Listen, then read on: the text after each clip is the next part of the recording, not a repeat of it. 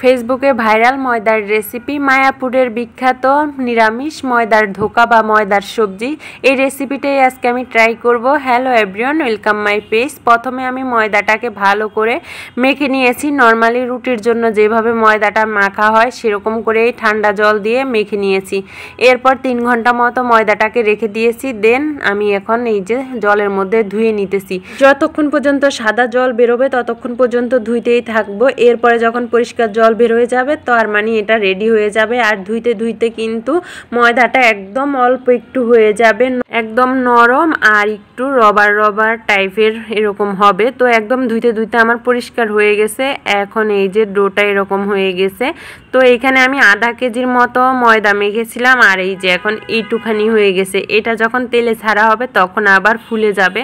তো যেহেতু আমি ফার্স্ট টাইম এই রেসিপিটা ট্রাই করতেছি এই জন্য অল্প করেই নিয়েছি, দেখি কেমন হয় এর স্বাদ। ফেসবুকে তো একদমই ভাইরাল এই রেসিপি। তো আমি ময়দাটাকে ছোট ছোট করে টুকরো করে নিয়েছি। এরপর কড়াইতে তেল গরম করে এখন ময়দাগুলো আস্তে করে ছেড়ে দিচ্ছি।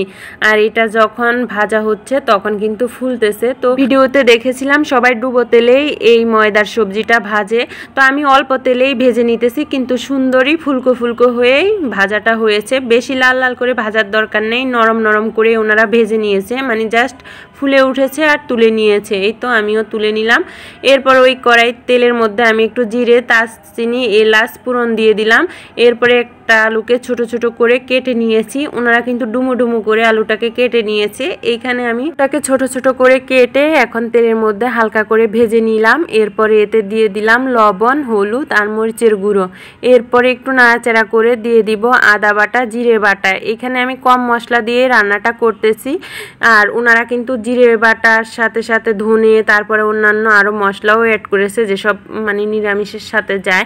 তো এইখানে শুধু আমি মশলার মধ্যে লবণ, হলুদ, মরিচ আর জিরে বাটা, আদা বাটা এটাই ব্যবহার করেছি। মশলাটাকে ভালো করে কষিয়ে এখন দিয়ে দিলাম 2 কাপ পরিমাণের জল সিদ্ধ হওয়ার জন্য। তো জলটা ফুটে আসলে আমি ভেজে রাখা ময়দাগুলোকে দিয়ে দিলাম, দিয়ে একটু নাড়াচাড়া করে নিচ্ছি। আর ওনারা কিন্তু টমেটো কুচিটাও দিয়েছে, এখানে আমি টমেটো কুচিটা দেই নাই।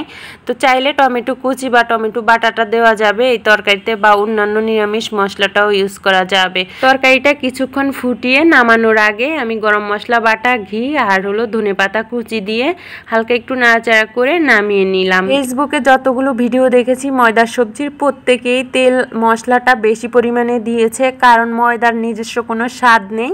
এই রেসিপিটা তেল মশলাতেই স্বাদটা বেশি নিয়ে আসে। তো এই তো দেখতেই পাচ্ছেন কি সুন্দর একটা রান্না হয়েছে। আমি কিন্তু প্রথমবারের মতো এই ময়দার সবজিটা রান্না করেছি। টেস্ট ছিল একদম খাসির মাংসের চর্বির মতো। তো ধন্যবাদ সবাইকে, ভালো থাকবেন।